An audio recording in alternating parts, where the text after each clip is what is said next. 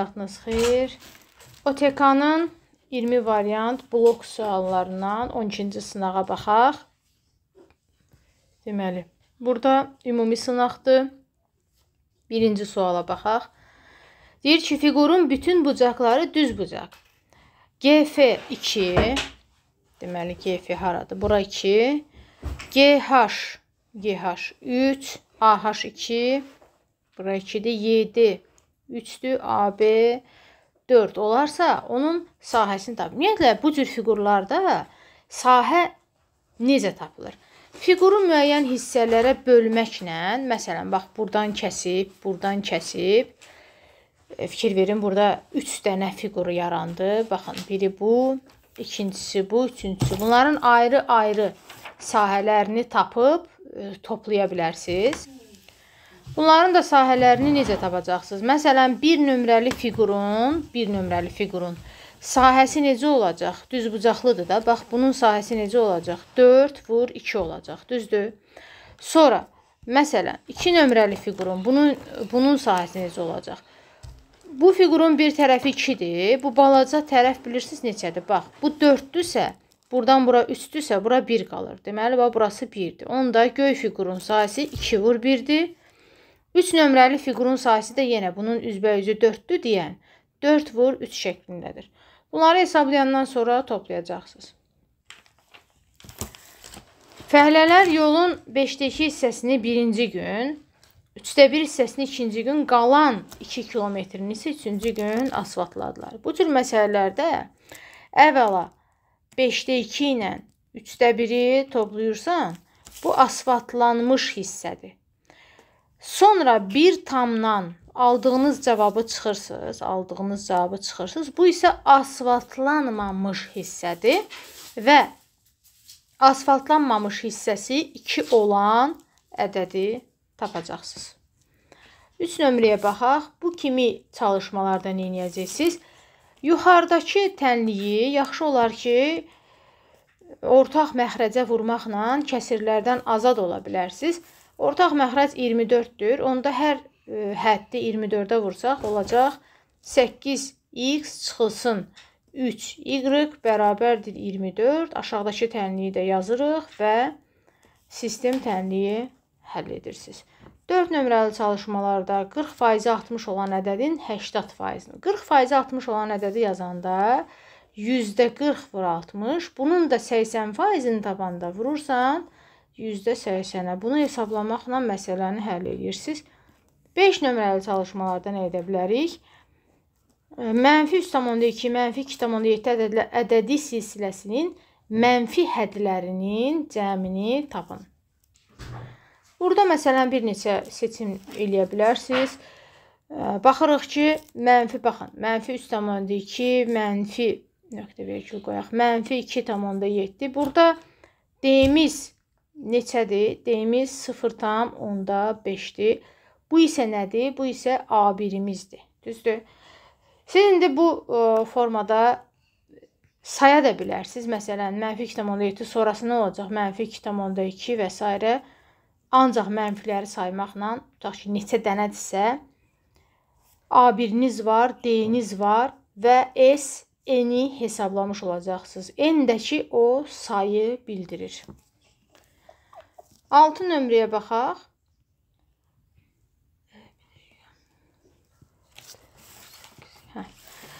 6 nömrədə A parametrinin hansı qiymətində y bərabərdir 3x çıx, bu bilmirəm, 2-dir yəqin ki, kitabım yoxdur. Təsəvvür edək ki, 2-dir, yox. Siz kitabdan baxın. Və y bərabərdir x-6 düz xətlərinin kəsişmə nöqtəsi funksiyanın qrafiki üzərindədir. Deməli, burada nə edəcəksiniz? Ümumiyyətlə, funksiyaların kəsişmə nöqtəsi deyən kimi bunları bir-birinə bərabər edirik də, bilirsiniz. Buradan 2x bərabərdir 8, x bərabərdir 4, x-i tapdığınızda gətirirsən y-i yerinə qoymaqla tapırsan, da olur 10. İndi x-in 4-dür, y-in 10-dursa, sənə bu funksiyanı verib indi. Bu funksiyada da y-in yerinə 10, x-in yerinə 4 qoymaqla sadə bir tənlikdən a-nı tapacaqsan. 7 nömrələrdə bərabəryanlı trapesiyanın bərabərdir. Diaqonalı iti bucağını 25 və 38 dərəcəli bucaqlara ayırır. Məsələn, buradan çəksək 25, 38, onda bunun bu hissəsi də çarpazlığa görə 38 olacaq və trapesiyanın deyir ki, kör bucağını tapın. Bərabəryanlı trapesiyalarda ümumiyyətlə oturacağa biçik bucaqlar bərabərdir. 25, 38 isə bu bizə verəcək, deməli, 63. Deməli, böyük oturacağa bitişik bucaqlar 63 dərəcədir. Kiçik oturacağa bitişik bucaqlar kör bucaqlardır axı. Bəs onları necə tapırıq? Biz bilirik ki, trapesiyanın bucaqlarının cəmi 360-dır. Onda 360-dan bu 2 dənə 63-ü, yəni 126-nı çıxacaqsınız və 2 yerə bölməklə həmən bu kör bucaqları tapacaqsınız. 8-ci suala baxaq. Hündürlüyü 24 cm olan silindrin oturacağının radiusu onunla eyni böyüklükdə olan kürənin radiusuna bərabərdir. Silindrin tam səthinin sahəsi bu kürənin səthinin sahəsindən nə qədər çoxdur? Deməli, əvvəla bizə nə verilib? H verilib 24, bu heç və erlər də bərabərdir. Amma bir böyüklükdədir dediyinə görə, deməli, bunların həcmləri bir-birinə bərabərdir. Silindrin həcmi pi r kvadratı h, kürənin həcmi isə 3/4 pi r kubudur. Buradan sadələşdirsək, h-ı 3/4 r almış oluruq və yaxud da r-i də tapa bilərik bir sözlə. Yəni, bu ifadədən h-ın yerinə 24 qoysaq, r-imizi nə tapırıq? 18. Deməli, əlimizdə radiusumuz var, hündürlüyümüz var. Silindrin tam səthinin sahəsi necə tapılır? Deməli, 2 pi r kvadratı üstə gəl 2 pi r h. Bir də kürənin səthinin sahəsi 4 pi r kvadratı. Bunlar arasında fərqi tapmaq lazımdır. Əlinizdə h da var, r da var. Yerinə qoyub bu ifadəni hesablaya bilərsiniz. 9-cu suala baxaq. Tənliyinin köklərinin cəmi. Belə hallarda biz loqaritma, yəni kiçik dərəcəlini bir a ilə ifadə eləsək, olacaq a kvadratı çıxılsın 5a üstəgəl 6 bərabərdir 0.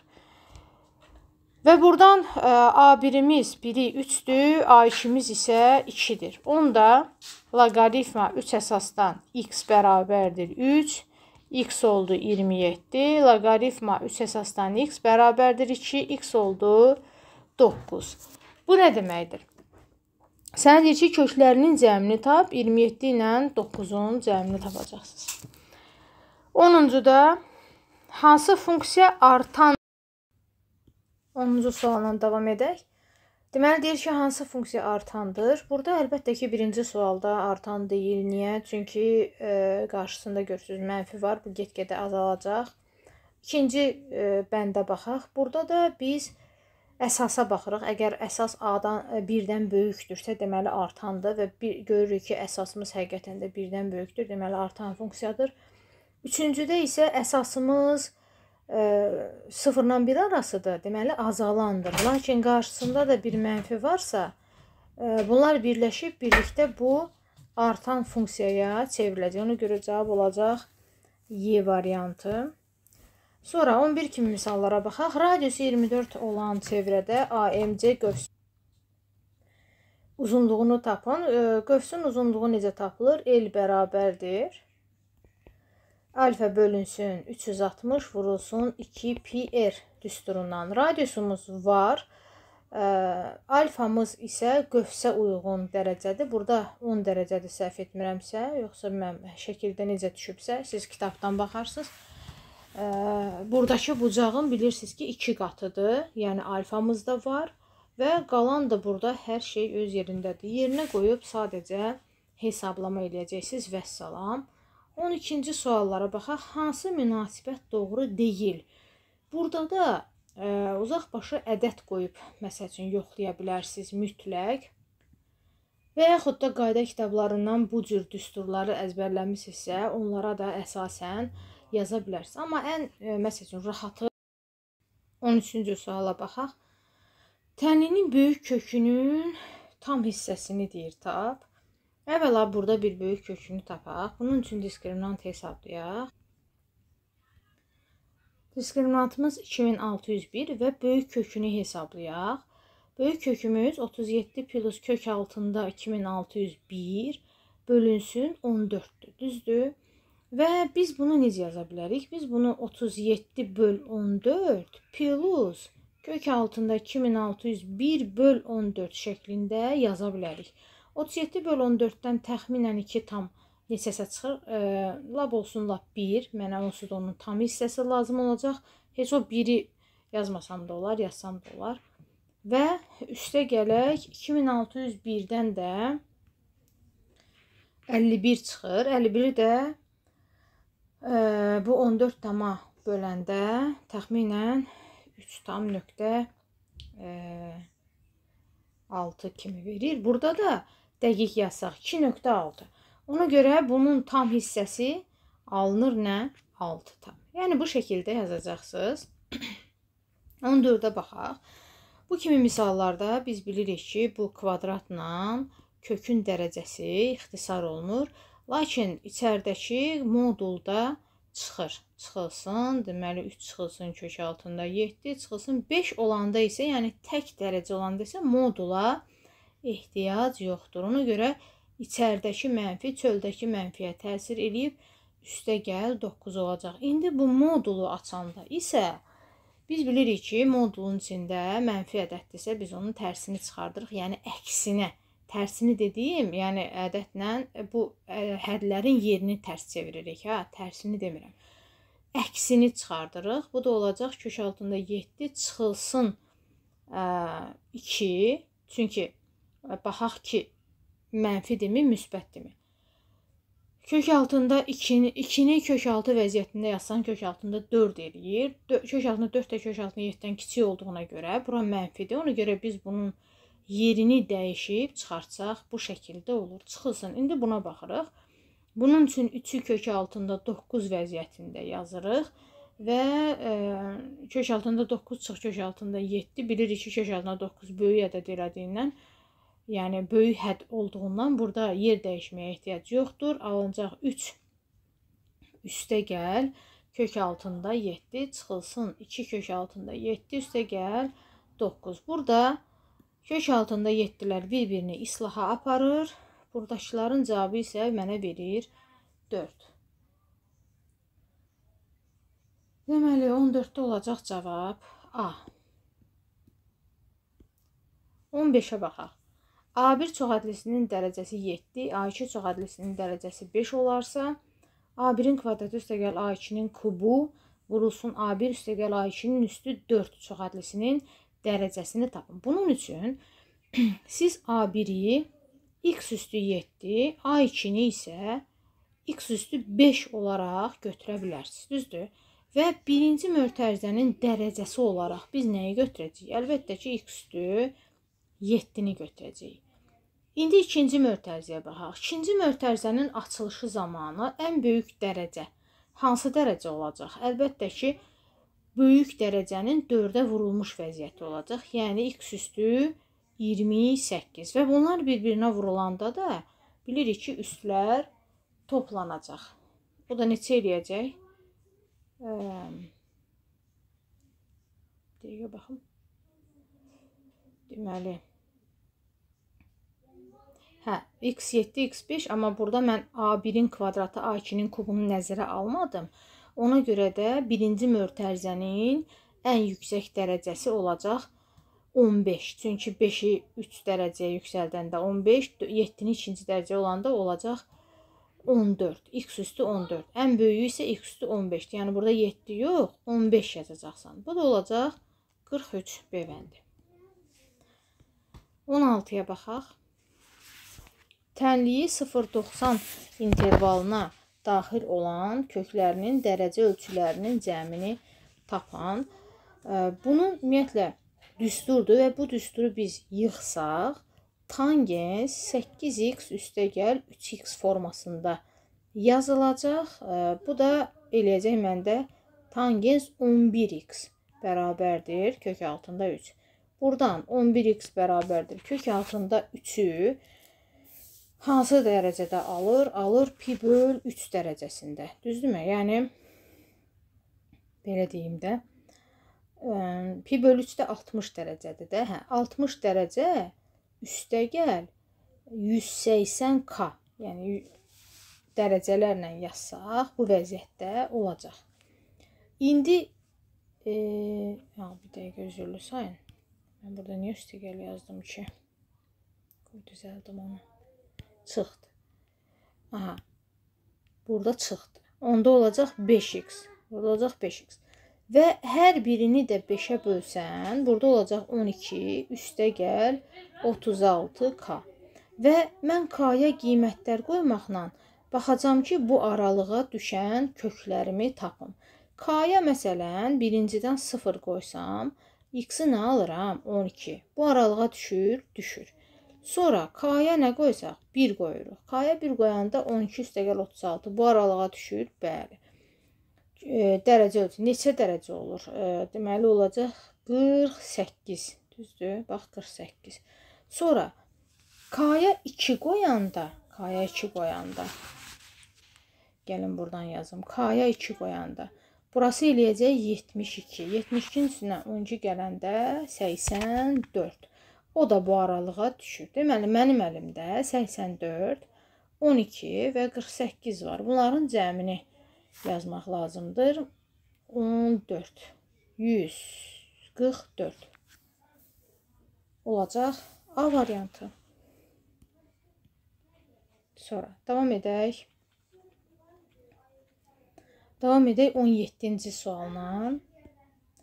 İlk 20 natural ədəddən təsadüfi seçilmiş 3 ədədin hər birinin 3-ün bölünəni olması hadisəsinin ehtimalı. Deməli, mən əvvəla, məsəl üçün, ehtimal hesablayanda məxrəcdə bütün mümkün hallara baxıram. Və bu da mənə deyir ki, 20 ədəddən 3 ədəd seçirəm. Onda mən məxrəcə yazmalıyam ki, kombinzon 20-dən 3, yəni 20 ədəddən 3-ünü seçmə. Neçə üsullarla seçə bilirəm. Bu bütün mümkün hallar edəcək. Bütün mümkün hallar edəcək. Sonra mənə deyir ki, bu 3 ədəddən hər birinin də 3-ün bölünəni olması hadisəsi. Deməli, mən 3-ün bölünənlərini bir özüm üçün yazım.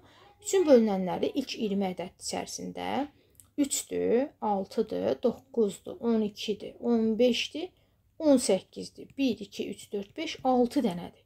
Yəni, mənə deyir ki, o 3 dənə ədəd bu 6 dənənin içindən olsun. Onda mən də deməli kombinzon 6-dan 3-ü hesablamalıyam. Və sonra bunu hesablayırsınız, cavabımızı tapırsınız. 18-ə baxaq. Oturacağı diaqonalları 6 və 8 olan 6 və 8, onlar arasındakı bucağı 30 dərəcə olan qabarıq dördbucaqlı, hündürlüyü 18 olan düz prizmanın həcmini tapın. Ümumiyyətlə, prizmanın həcmi necə tapılır? S oturacaq, vurulsun H düsturuna yazılır. S oturacaq necə tapılır? Dördbucaqlının əgər diaqonalları və onlar arasında bucaq verilibsə, onda D1 vur D2 bölü 2 vurulsun sinus alfa düsturundan tapılacaq. D1 D2 6 vur 8 bölü 2 vurulsun sinus 30 dərəcə. Alfamız 30 daxı. Sinus 30 dərəcədə 2də 1. Bunu hesabladın, S oturacağını elədi. Həmin S oturacağı da vurursan hündürlüyə, cavabını tapırsan. 19-a baxaq. Limitini hesablayın. Bu limitləri hesablayanda, bundan qabaqki sınaqda da var idi bu. Dedik ki, bunun özünün qoşmasına vurursunuz və bölürsünüz. Necə olacaq? 3n çıx kök altında 9n kvadratı üstə gəl 5n üstə gəl 2-ni vuracaqsınız. 3n üstə gəl kök altında 9n kvadratı üstə gəl 5n üstə gəl 2 və böləcəksiniz eynən bunun qoşmasına. Yəni 3-in üstə gəlməsinə. Bax, belə. İndi görək nə alınır. Yuxarıda müxtəsərə görə 9n kvadratı çıxılsın bu kökün içərisindəki ifadə yaranır. Orada da əlbəttə ki, 9n kvadratları islah gedəcək. Nə qalacaq əlimizdə? -5n çıx 2 qalacaq. Aşağıda nə qalacaq? Aşağıda elə bu qalacaq. Buradan da n-i ortaq vuruq, çıxardaq. N-i ortaq vuruq, çıxardaq. Görək nə qalır. Deməli, qalır içəridə 3 üstəgəl kök altında 9 plus 5 böl n. Hətta bu kökün içərisindəkiləri bilirsiniz də. Gələk mən n kvadratını çıxardım ki, çölə n kimi çıxsın da. Üstəgəl 2 böl n kvadrat. Limit n sonsuzluğa yaxınlaşanda biz bu 5 böl n, 2 böl n bunların hamısını nə götürürük? 0 götürürük, düzdürmü?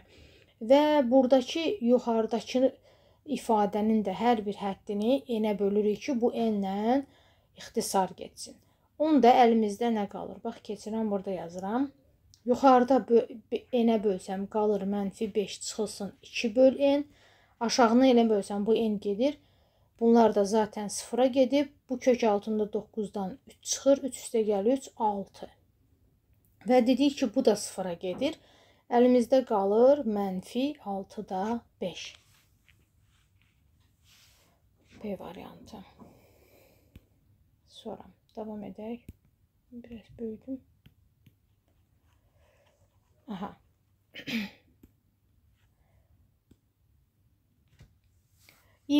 Müstəvidən 12 sm məsafədə olan nöqtədən bu müstəviyə uzunluqları olan maillər çəkilmişdir. Baxın,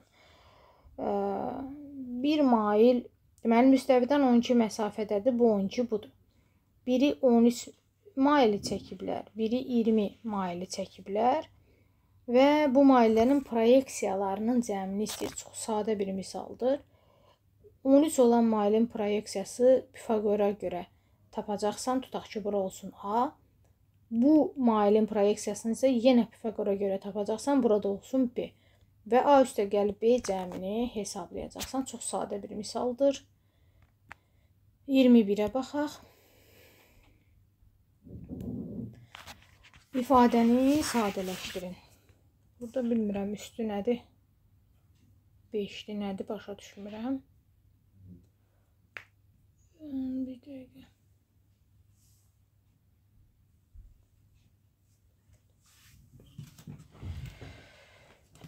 Üstlərini tam olaraq görmürəm. Amma istiqamət verim ki, yəni burada neçədirsə, məsələn, üstlərini bərabərləşdirib müxtəsərə görə bir-birinə vura bilərsiniz. Və əgər orada tutaq ki, 1 i-nin kvadratı qaldısa və yaxud da 1 üstəgəl i-nin kvadratı qaldısa, bunu da müxtəsər vurma üstünə görə aça bilərsiniz. 22-yə baxaq. Xətləri ilə hüdudlanmış fiqurun sahəsini tapan. Bunun üçün biz bunların kəsişmə xəttlərinə kəsişmə nöqtələrinə baxırıq. Və bunun üçün bunları neynirik? Bərabərləşdiririk. Olacaq, x kvadratı çıx x çıx 2 bərabərdir 0, x1 bərabərdir 2, x2 isə bərabərdir -1. Deməli, sərhədlərimiz -1-in 2-yə götürə bilərik. İçəridə nə yazırıq? İçəridə bunların fərqini yazırıq. Yəni, x kvadratı çıxılsın. İkincini çıxanda x çıx olmuş olacaq dx. İndi siz necəsiniz? Bunun ibtidai funksiyasını tapacaqsınız. İbtidai funksiyası necə olacaq?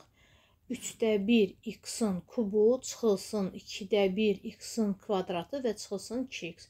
Sonra bu sərhədləri yuxarı sərhəddə ayrıca qoyub hesablayıb, aşağı sərhəddə ayrıca qoyub hesablayıb bir-birindən çıxacaqsınız. Ola bilər ki, cavabı mənfi alsaz, onda mütləq cavabı dəyişib müsbətə çevirirsiniz. Çünki burada nədir fərq? Bəzən ən dəqiq olmaq üçün bunların qrafikləri çəkilməlidir. Qrafik çəkiləndə hansı funksiya yuxarıda da, hansı funksiya aşağıda da ona baxmaq lazımdır. Əgər sən, məsəl üçün, qrafiki çəkmirsənsə, onda cavab mənfi alınsa da dəyişib müsbətə çeviririk. 23-cü çalışmaya baxaq. Tərəfləri 12, 16, 20 olan üçbucağın hündürlüklərinin cəmini tapın. Burada yəni sadəcə üçbucaqdan istifadə etməklə üç tərəf məlumdursa, 3 tərəf məlumdursa, hündürlüyü h bərabərdir 2s böl a düsturundan, yəni hər tərəfə çəkilmiş hündürlük. Məsələn, 12 tərəfinə çəkilibsə, burada a 12-dir. 20 tərəfinə çəkilmişi hesablamaq istənsə a 20-dir. 16-ya çəkilmişi hesablamaq istənsə a 16-dır. Çəkilmiş hər bir hündürlüyü hesablayanda s isə bir dəfə hesablayacaqsan. Heron düsturuna görə də hesablaya bilərsən. Hər biri üçün deməli hündürlük tapıb onları cəmləyəcəksiniz. 24-cü çalışmada k-nın hansı qiymətində bu bərabərlik eynilikdir? Bunu biraz sadələşdirək görək nə alınır. Əvvəla gəlin buradakı tangensi açaq necə? Sinus kvadratı alfa böl kosinus kvadratı alfa kimi. Çıxılsın sinus kvadratı alfa, düzdür? Buradan sinus kvadratı alfanı ortaq vuruq çıxarsam, qalır 1 böl kosinus kvadratı alfa. Çıxılsın 1. Bu da mənə düstura görə elə tangens kvadratı alfanı verir. Sən demə, mənim sol tərəfim alınırmış sinus kvadratı alfa vurulsun tangens kvadratı alfa. Həmən şey sağda da var da. Yəni sağla solun da bir-birinə bərabər olması üçün k neçə olmalıdır ki? K 1 olmalıdır da. Vəssalam. Sonra keçək 25-ə baxaq. ABC üçbucağında bunlar paraleldir. BM-in MA-ya 2 bölü 3-dür. BM MA 2 bölü 3-dür. Aha, 2K, 3K. AMNS 63-dür. Aha. Və BM yuxarıdakını deyir tap. Gəlin belə eləyək. Nisbətə görə 2K bölünsün 3K yox. 2K bölünsün 5K. Bildiyimiz kimi, düzdürmü? 2K bölünsün 5K, əlbəttə ki, kvadratları. Çünki sahələrin nisbətində tərəflərin kvadratlarının nisbətidir. Yəni, oxşarlıq əmsalının kvadratı götürülür. Burada da tutaq ki, S olsun. Onda balaca S-in böyük üçbucağın sahəsində, böyük üçbucağın sahəsi isə S üstə gəl 63 vəziyyətində olur. Burada əlbəttə ki, K-lar gedir, qalır 4 böl 25 bərabərdir S bölünsün S üstə gəl 63 və buradan siz S-i rahatlıqla tənasübdən tapa bilərsiniz. 26-ya baxaq. Natural ədədlə onun sonuna 7 artırdıqda, bax, natural ədədim A-da tutaq ki, onun sonuna 7 artırdıqda A 7 olur. Alınan ədədin cəmi, yəni plus, deyir 260-a bərabərdir. Bu ədədlərin fərqinin modulunu tapın. Olacaq A plus 10A plus 7 bərabərdir 260. Buradan siz rahatlıqla A-nı tapıb məsələnin gedişatına baxa bilərsiniz. 27-yə baxaq. Uyğunluqdur. Deməli, bizə deyir ki, burada 3-cü həddi 21A5B2. Burada binoma görə açacaqsınız sadəcə.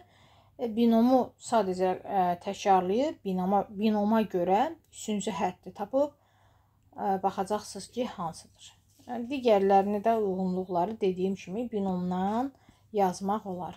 28, 29, 30-cu çalışmaların həllini isə siz buradan QR kodu skan etməklə, elə bax, ekrandan elə bilərsiniz.